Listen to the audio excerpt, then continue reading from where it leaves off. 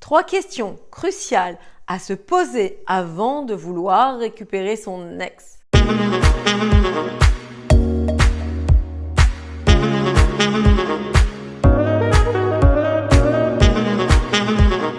Bonjour mesdames, j'espère que vous allez bien, que vous avez la forme et que vous avez toujours ce désir puissant de vous acheminer vers la meilleure version de vous-même, de faire en sorte de réussir votre vie, de prendre cette belle part du gâteau, de faire tout en votre possible pour que vous puissiez avoir une vie optimale. Ici Samantha Pampiglia, votre experte, votre coach en relations amoureuses, mais aussi en développement personnel au féminin. Dans cette nouvelle vidéo, nous allons voir quelles sont les questions à se poser avant de récupérer son ex. Avant de commencer, êtes-vous abonné à ma chaîne? Likez-vous mes vidéos? Est-ce que vous partagez à une amie, une sœur, une collègue à qui elle pourrait servir?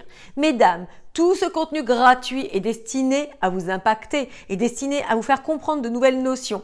Le juste retour, c'est de liker mes vidéos, c'est de partager à vos amis. En plus de ça, cela leur permet de progresser aussi. En tant que femme, nous sommes une chaîne. Et comme je le dis régulièrement, lorsque l'une d'entre nous gagne, c'est nous toutes qui gagnons. Nous avons cette connexion puissante de nous acheminer toutes vers la réussite.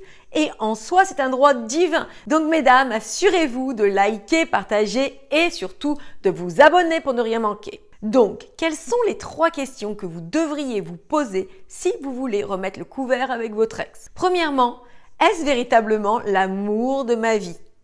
Vous savez, souvent, lorsque l'on veut reconquérir son ex, eh bien, on a comme ça un peu l'ego qui parle.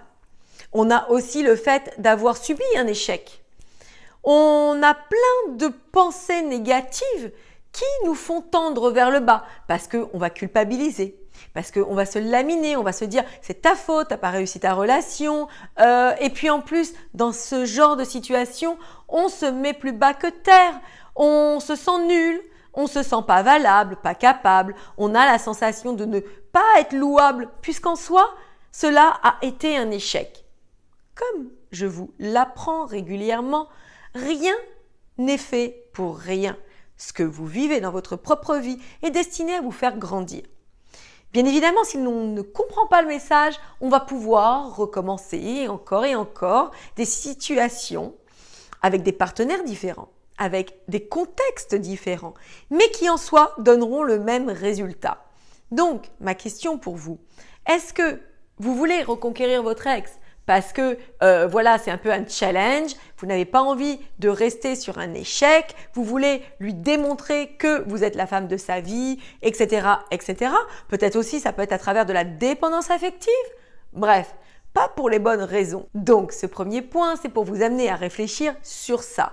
Est-ce que je veux reconquérir mon ex parce que c'est véritablement un homme qui me rendait heureuse, qui avait tout pour qu'on puisse construire une vie pleine de positivité, que l'on regardait dans la même direction, etc., etc.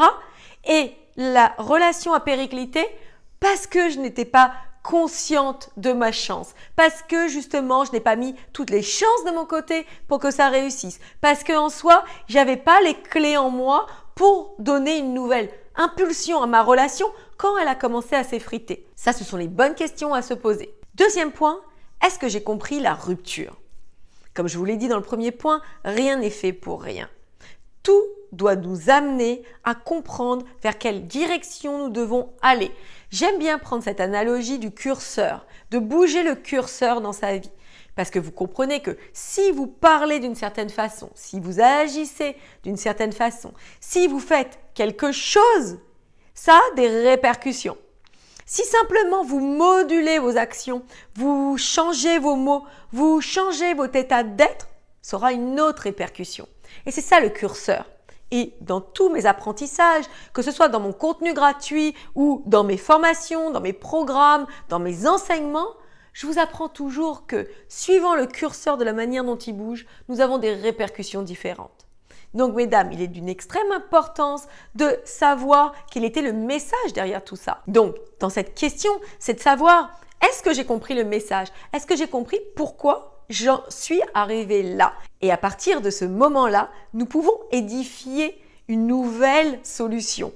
d'une nouvelle possibilité d'émancipation par rapport à cette relation. Une nouvelle chance en gros. Donc voilà, ça c'est une deuxième question que vous devez vous poser. Et troisième point, est-ce que je suis prête à changer tout simplement? Parce qu'il y a trop de personnes qui se disent « Oui, moi j'en ai marre, c'était aussi de sa faute, si on en est là, c'est à cause de lui, et blablabla, et blablabla. » Elles ont du mal à se remettre en question.